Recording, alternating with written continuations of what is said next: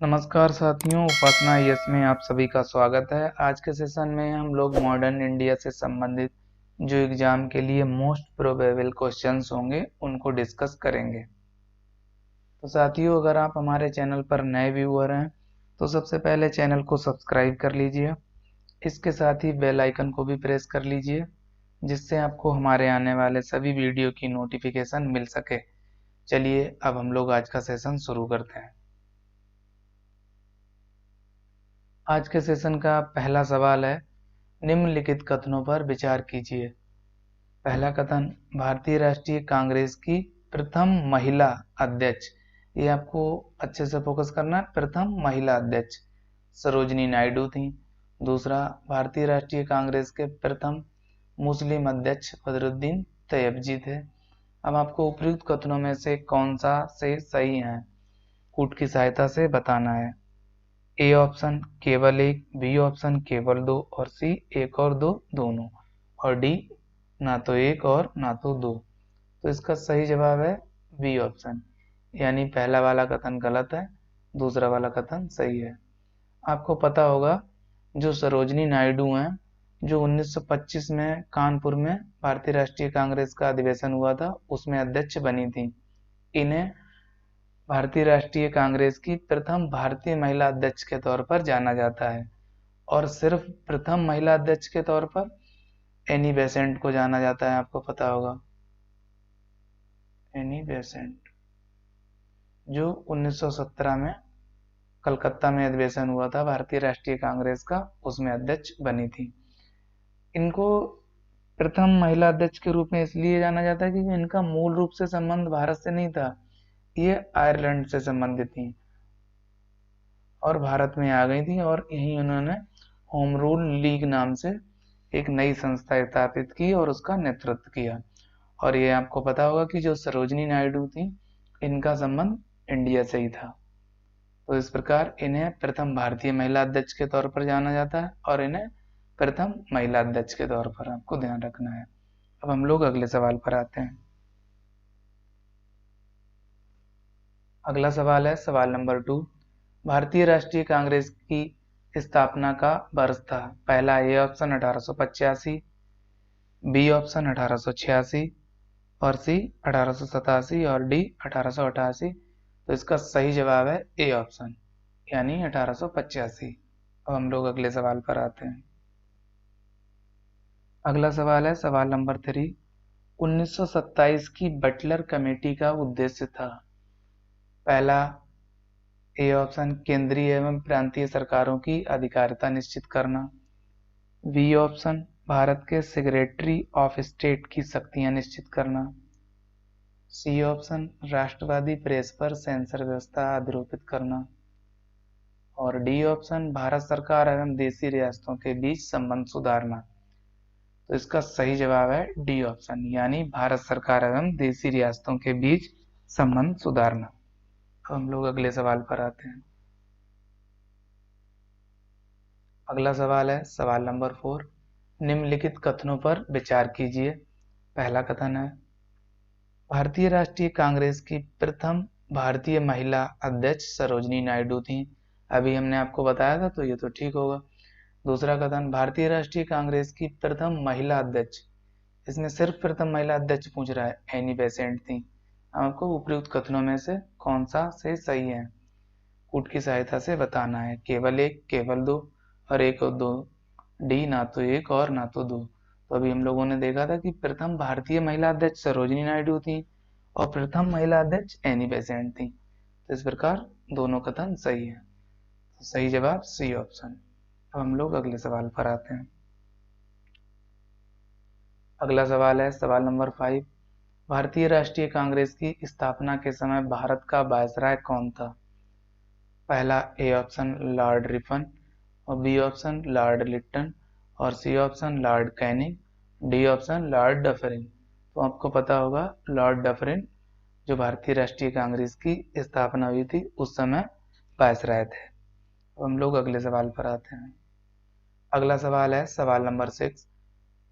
निम्नलिखित कथनों पर विचार कीजिए। पहला कथन, भारतीय राष्ट्रीय कांग्रेस का प्रथम अधिवेशन कलकत्ता में हुआ था। दूसरा, भारतीय राष्ट्रीय कांग्रेस का दूसरा अधिवेशन दादा भाई नौरोजी की अध्यक्षता में हुआ था। तीसरा, भारतीय राष्ट्रीय कांग्रेस तथा मुस्लिम लीग दोनों ने लखनऊ में 1916 में अधिवेशन किया तथा लखनऊ समझौता संपन्न किया। अब आपको उपयुक्त कथनों में से कौन सा से सही है बताना है। पहला ऑप्शन ए 1 और 2, बी ऑप्शन केवल 2, सी ऑप्शन 2 और 3 और डी केवल 3। तो आपको पता होगा कि भारतीय राष्ट्रीय कांग्रेस का प्रथम अधिवेशन बंबई में हुआ था, तो ये तो गलत हो जाएगा। और दूसरा, भारतीय राष्ट्रीय कांग्रेस का दूसरा अधिवेशन दादा भाई नौरोजी की अध्यक्षता में हुआ था, तो ये तो सही है, आपको पता होगा। और सी, भारतीय राष्ट्रीय कांग्रेस तथा मुस्लिम लीग दोनों ने लखनऊ में 1916 में अधिवेशन किया तथा लखनऊ समझौता संपन्न किया, ये भी सही है। तो पहला वाला गलत है, तो ये भी नहीं हो सकता है। जब दो नीचे वाले सही है तो ये भी नहीं हो सकता, ये भी नहीं हो सकता। इसका सही जवाब सी ऑप्शन, आपको ध्यान रखना 2 और 3। अब हम लोग अगले सवाल पर आते हैं। अगला सवाल है सवाल नंबर 7। किसने कांग्रेस को सूक्ष्मदर्शी अल्पसंख्यक जनता का प्रतिनिधि बताते हुए उसका मजाक उड़ाया था? पहला, लॉर्ड रिपन, दूसरा लॉर्ड लिटन, और सी लॉर्ड कैनिंग, और डी लॉर्ड डफरिन। तो आपको पता होगा जो लॉर्ड डफरिन थे उन्होंने कांग्रेस को सूक्ष्मदर्शी अल्पसंख्यक जनता का प्रतिनिधि बताया था। अब हम लोग अगले सवाल पर आते हैं। अगला सवाल है सवाल नंबर 8। 1920 में निम्नलिखित में से किसने अपना नाम परिवर्तित कर स्वराज्य सभा रख लिया? पहला, A option all India home rule league, B option Hindu Mahasabha, C option south Indian liberal federation, और D option the servants of India society. तो इसका सही जवाब है ए ऑप्शन, यानी all India home rule league. हम लोग अगले सवाल पर आते हैं। अगला सवाल है भारतीय राष्ट्रीय कांग्रेस का प्रथम अधिवेशन कहाँ हुआ था? पहला, ए ऑप्शन कलकत्ता में, बी ऑप्शन लाहौर में, सी ऑप्शन मुंबई, और डी पुणे में। तो आपको पता होगा कि जो कांग्रेस का प्रथम अधिवेशन पहले पुणे में होने वाला था, लेकिन यहाँ प्लेग फैल गया था, जिसकी वजह से ये जो अधिवेशन था वो मुंबई में हुआ था। तो इस प्रकार इसका सही जवाब सी ऑप्शन होगा, आपको ध्यान रखना है। अब हम लोग अगले सवाल पर आते हैं। अगला सवाल है सवाल नंबर 10। भारतीय राष्ट्रीय कांग्रेस का प्रथम निर्वाचित यूरोपीय अध्यक्ष था? ए option A O Hume, B option George Yule, C Alfred Webb, D Annie Besant. तो इसका सही जवाब है जॉर्ज यूले, जो इलाहाबाद में अधिवेशन हुआ था उसमें अध्यक्ष बने थे। हम लोग अगले सवाल पर आते हैं। अगला सवाल है भारतीय राष्ट्रीय कांग्रेस के प्रथम अधिवेशन में कितने प्रतिनिधियों ने भाग लिया? पहला, ए ऑप्शन 52, बी ऑप्शन 62, और सी ऑप्शन 72, और डी 82। तो इसका सही जवाब है सी ऑप्शन, यानी 72 प्रतिनिधियों ने भाग लिया था। अब हम लोग अगले सवाल पर आते हैं। अगला सवाल है भारतीय राष्ट्रीय कांग्रेस का 1885 में महासचिव कौन था? पहला, एओ हुम, दूसरा B option Dadabhai Naoroji, और C option W C. Banerjee, D Firoz Shah Mehta. तो इसका सही जवाब है ए ऑप्शन, यानी एओ हुम। यहाँ पे महासचिव पूछ रहा है, आपको अच्छे से ये ध्यान भी रखना है, अध्यक्ष नहीं, अध्यक्ष डब्ल्यू.सी. बनर्जी थे, आपको ध्यान रखना है। इस प्रकार इसका सही जवाब ए ऑप्शन। अगला सवाल है भारतीय राष्ट्रीय कांग्रेस के दूसरे अधिवेशन की अध्यक्षता किसने की थी? पहला, A Ganesh Agarkar, B option Surendranath Banerjee, C option Dadabhai Naoroji, और डी फिरोज शाह मेहता। तो इसका सही जवाब है सी ऑप्शन, यानी सुरेंद्रनाथ बनर्जी, सॉरी दादा भाई नौरोजी। ये सी ऑप्शन सही है। हम लोग अगले सवाल पर आते हैं। अगला सवाल है गांधी जी के साथ निम्नलिखित मुसलमानों में से किसने बाल गंगाधर तिलक की अर्थी उठाई थी? पहला, A option Shaukat Ali, B option Mohammad Ali, C option Maulana Azad, D M Ansari. तो इसका सही जवाब है ए ऑप्शन, यानी शौकत अली। अगला सवाल है निम्न में से कौन एक भारतीय राष्ट्रीय कांग्रेस से कभी संबंध नहीं रहे? या जिनका कभी भारतीय राष्ट्रीय कांग्रेस से संबंध नहीं रहा। पहला A option Firoz Shah Mehta, B option sir Syed Ahmad Khan, C option Hakim Ajmal Khan, D option Khan Abdul Ghaffar Khan. तो इसका सही जवाब होगा बी ऑप्शन, यानी सर सैयद अहमद खान। ये अलीगढ़ आंदोलन से संबंधित है। अगला सवाल है, निम्नलिखित में से कौन कभी भारतीय राष्ट्रीय कांग्रेस का अध्यक्ष नहीं चुना गया? A option Lala Lajpat Rai, B option Annie Besant, C option Motilal Nehru, D option Bal Gangadhar तिलक। तो इसका सही जवाब है डी ऑप्शन, यानी बाल गंगाधर तिलक साहब कभी भी भारतीय राष्ट्रीय कांग्रेस के अध्यक्ष नहीं रहे। तो हम लोग अगले सवाल पर आते हैं। अगला सवाल है, लाल किले के मुकदमे से निम्नलिखित में से कौन संबंधित नहीं है? पहला A option Guru Bakhsh Singh, B Prem Sahgal और सी शहनवाज और डी भगत सिंह। तो इसका सही जवाब है डी ऑप्शन, यानी उपरोक्त जो तीनों हैं वो लाल किले मुकदमे से संबंधित हैं और भगत सिंह इससे संबंधित नहीं है। अगला सवाल, करो या मरो नारा निम्नलिखित आंदोलन में से किससे संबंधित था? ए स्वदेशी आंदोलन, बी असहयोग आंदोलन, सी सविनय अवज्ञा आंदोलन और डी भारत छोड़ो आंदोलन। तो इसका सही जवाब है भारत छोड़ो आंदोलन। आप सबको पता होगा कि गांधी जी ने 1942 में जब भारत छोड़ो आंदोलन शुरू किया था तो उसी समय ये नारा दिया था, करो या मरो। अगला, भारतीय राष्ट्रीय कांग्रेस की प्रथम महिला अध्यक्ष थी? आपको बताना है, A Nalini Sen Gupta, B Sarojini Naidu, C Annie Besant, D Kadambini Bose. तो इसका सही जवाब है, अभी हम लोगों ने पिछले सवाल में देखा था, सी ऑप्शन, यानी एनी बेसेंट। अगला सवाल है, कांग्रेस की प्रथम भारतीय महिला अध्यक्ष थी? पहला A Nalini Sen Gupta, B Sarojini Naidu, C Annie Besant और डी कादम्बिनी बोस। तो इसका सही जवाब बी ऑप्शन, यानी सरोजनी नायडू। अगला सवाल,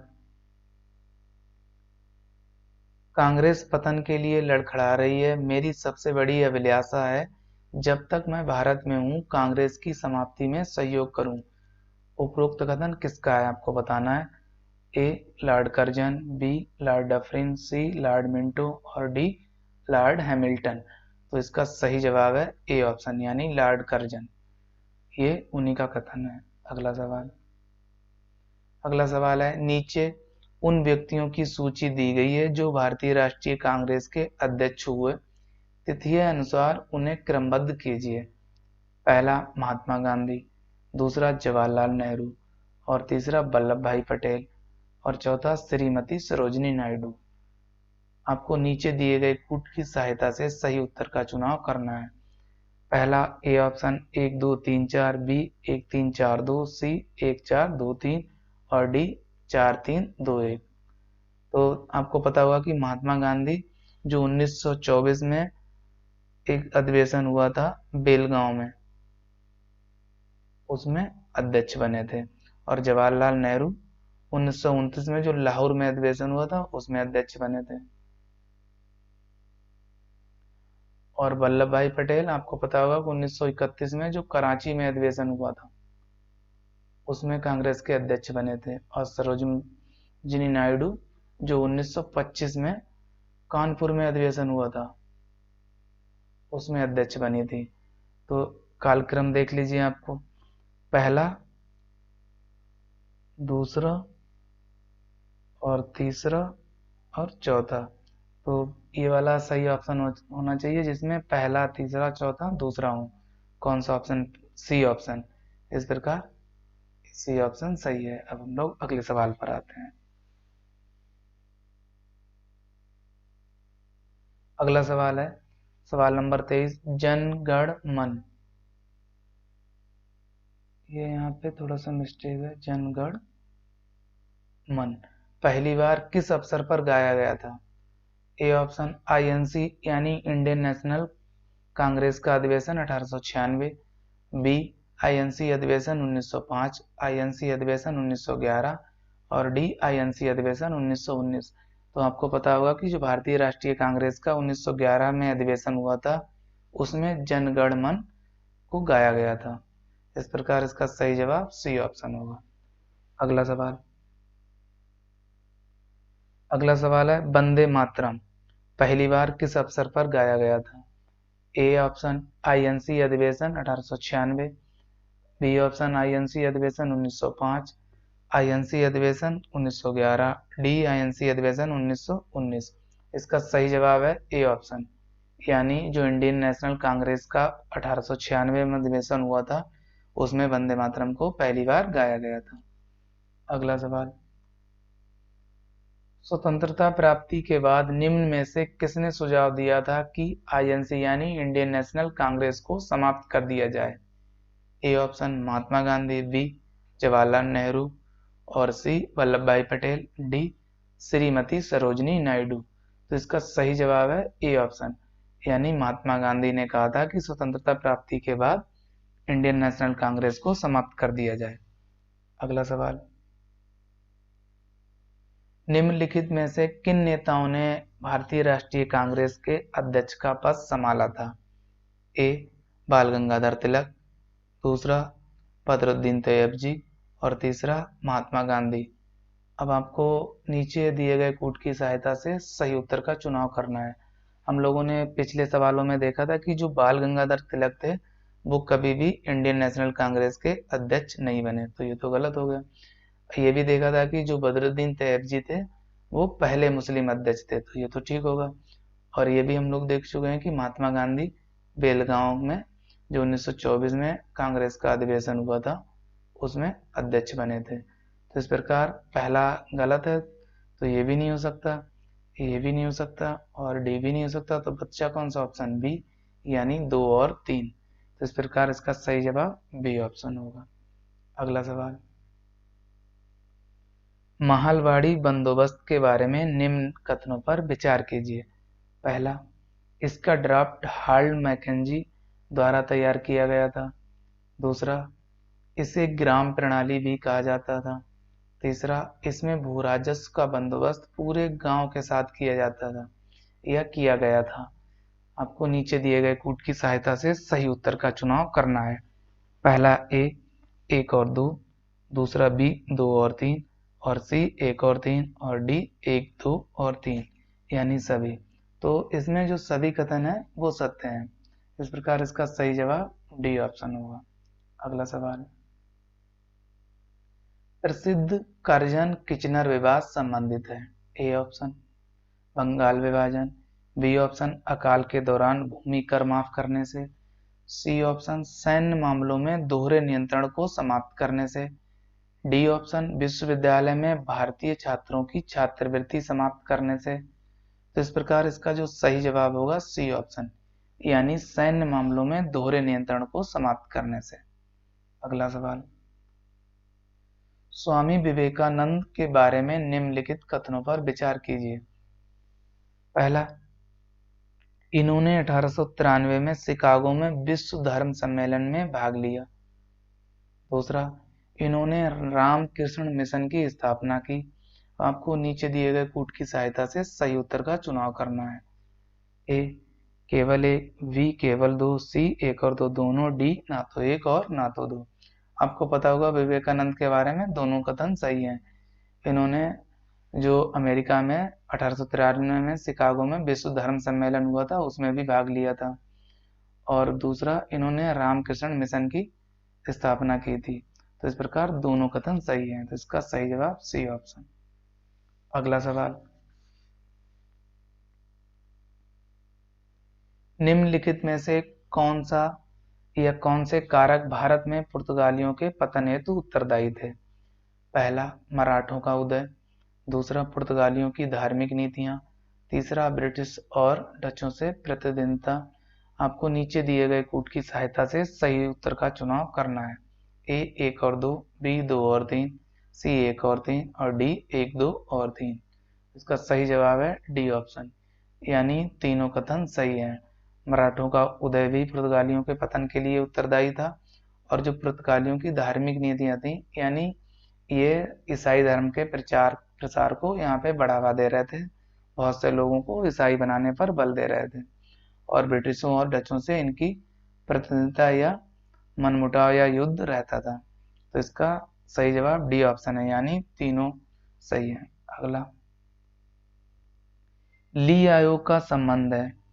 पहला ए ऑप्शन सेना के भारतीयकरण से, बी सरकारी वित्तीय व्यवस्था में सुधार से, सी लोक सेवा आयोग के गठन से, डी शिक्षा सुधार से। तो इसका सही जवाब है सी ऑप्शन, यानी लोक सेवा आयोग के गठन से ली आयोग का संबंध है। अगला सवाल है दीपावली घोषणा संबंधित है। ए ऑप्शन भारत को डोमिनियन स्टेटस देने से, बी ऑप्शन भारत के लोगों को दीपावली के दिन पर आजादी देने से, सी ऑप्शन ब्रिटेन में दीपावली मनाने से, डी ऑप्शन बर्मा को भारत से अलग करने से। इसका सही जवाब है ए ऑप्शन, यानी भारत को डोमिनियन स्टेटस देने से। अगला सवाल, 1857 के विद्रोह के संदर्भ में निम्नलिखित कथनों में से कौन सा सही नहीं है। ए ऑप्शन कानपुर में इसका नेतृत्व नाना साहब ने किया, बी बिहार में इसका नेतृत्व कुंवर सिंह द्वारा किया गया, सी प्रयागराज में लियाकत अली द्वारा इसका नेतृत्व किया गया, और डी इनमें से कोई नहीं। इसका सही जवाब डी ऑप्शन, यानी उपरोक्त जो तीनों विकल्प हैं वो सत्य हैं। अगला सवाल, 1857 के विद्रोह को किस इतिहासकार ने प्रथम स्वतंत्रता संग्राम का नाम दिया। A B D Savarkar, B R C Majumdar, C Surendranath Sen, और डी इनमें से कोई नहीं। इसका सही जवाब है ए ऑप्शन, यानी बी डी सावरकर। अगला सवाल, खुदाई खिदमतगार आंदोलन के संदर्भ में निम्नलिखित कथनों पर विचार कीजिए। ए यह एक हिंसक आंदोलन था, दूसरा इसके समर्थकों को ईश्वर के सेवक के नाम से जाना जाता था, तीसरा इसका नेतृत्व खान अब्दुल गफ्फार खां द्वारा किया गया था। आपको नीचे दिए गए कूट की सहायता से सही उत्तर का चुनाव करना है। ए विकल्प 1 और 2, बी 2 और 3, सी 1 और 3, डी 1, 2 और 3। तो इसका सही जवाब है बी ऑप्शन, यानी 2 और 3। पहला जो कथन है वो गलत है, क्योंकि ये आंदोलन था अहिंसक आंदोलन, ना कि हिंसक। इस प्रकार पहला वाला कथन गलत है और ये दोनों सही हैं। अगला सवाल, भारतीयों ने साइमन कमीशन का बहिष्कार किया था क्योंकि ए इसे भारत विभाजन हेतु बनाया गया था, बी इसमें लेबर पार्टी का कोई प्रतिनिधि नहीं था, सी इसका कोई सदस्य भारतीय नहीं था, डी जनरल डायर इसके अध्यक्ष थे। तो इसका सही जवाब है सी ऑप्शन, इसका कोई सदस्य भारतीय नहीं था, यानी इस कमीशन में कोई भी भारतीय सदस्य शामिल नहीं था। इस प्रकार इसका सही जवाब सी ऑप्शन। अगला सवाल, नीचे दिए गए कूट का उपयोग करते हुए निम्नलिखित घटनाओं को सही कालानुक्रम से निर्दिष्ट कीजिए। पहला रौलट एक्ट के विरुद्ध सत्याग्रह, दूसरा चंपारण सत्याग्रह, ये आपको पता होगा 1919 के करीब की घटना है, और चंपारण सत्याग्रह 1917 की घटना है, और खेड़ा किसान आंदोलन आपको पता होगा मार्च 1918 की घटना है, और अहमदाबाद मिल हड़ताल आंदोलन या हड़ताल ये फरवरी 1918 की घटना है। तो सबसे पहले कौन सा आना चाहिए, दूसरा, पहला उसके बाद चौथा, दूसरा उसके बाद तीसरा, फिर ये लास्ट में। तो देखिए कौन सा ऑप्शन सही है। पहला है 2 4 3 1, तो दूसरा हो गया पहला, ए पहला ही ऑप्शन मिल गया, यही सही है। इस प्रकार इसका जवाब ए ऑप्शन होगा। अगला सवाल, प्रश्न 38, चौरी चौरा, ये आपको थोड़ा सा मिस्टेक है यहाँ पे याद रखना है। चौरी चौरा किस जनपद में स्थित है। पहला देवरिया, बी गोरखपुर, और सी कुशीनगर, और डी महाराजगंज। तो आपको पता होगा तो चोरी चौरा का जो कांड हुआ था वो गोरखपुर में हुआ था। इस प्रकार इसका सही जवाब बी ऑप्शन है। अगला सवाल, निम्नलिखित में से कौन सी चौरी चौरा कांड की वास्तविक तिथि थी? ए 5 फरवरी 1922, बी 4 फरवरी 1922 और सी 2 फरवरी 1922 और डी 6 फरवरी 1922। तो इसकी सही वास्तविक तिथि थी 5 फरवरी 1922। इस प्रकार इसका ए ऑप्शन सही होगा। अगला सवाल, भारत में ट्रेड यूनियन कांग्रेस के पहले अध्यक्ष थे? A option B T Ranadive, B Satyabhakta और सी लाला लाजपत राय और डी एन एम जोशी। तो इसका सही जवाब है लाला लाजपत राय, आपको ध्यान रखना है। अगला सवाल, ब्रिटिश सरकार द्वारा बंगाल के विभाजन को किस वर्ष रद्द किया गया था? ए 1907, बी 1911 और सी 1915 और डी 1935। तो इसका सही जवाब है बी ऑप्शन। आपको पता होगा जो 1911 में तीसरा दिल्ली दरबार लगा था, तो उसी में जो राजधानी थी भारत की उसको कलकत्ता से दिल्ली स्थानांतरित किया गया था और जो बंगाल विभाजन था 1905 का उसको भी रद्द कर दिया गया था। अगला सवाल, स्वदेशी एवं बहिष्कार सर्वप्रथम किस राष्ट्रीय घटनाक्रम के बाद अपनाए गए? ए असहयोग आंदोलन, बी चंपारण सत्याग्रह, सी सविनय अवज्ञा आंदोलन और डी बंग भंग विरोधी आंदोलन। तो इसका सही जवाब है डी ऑप्शन। आपको पता होगा कि 1905 से 1906 के दौरान स्वदेशी और बहिष्कार जैसी आंदोलन को बढ़ावा मिला था, जिस समय बंगाल विभाजन हुआ था। अगला सवाल, अखिल भारतीय मुस्लिम लीग के संस्थापक सदस्यों में शामिल थे? पहला आगा खान, दूसरा नवाब सलीमुल्लाह और तीसरा सैयद अहमद खान, नवाब मोहसिन उल मुल्क और चौथा सैयद अहमद खान। नीचे कूट की सहायता से आपको सही उत्तर का चुनाव करना है। पहला ए ऑप्शन 1 और 2, बी केवल 1, 2 और 3 और सी केवल 2, 3 और 4 और डी उपयुक्त सभी। तो आपको पता होगा कि इसके संस्थापक सदस्यों में थे सैयद अहमद खान नहीं थे, बाकी जो उपरोक्त तीनों हैं वो इसके संस्थापक सदस्यों में शामिल थे। इस प्रकार इसका सही जवाब बी ऑप्शन होगा। अगला सवाल, दांडी मार्च किससे संबद्ध है?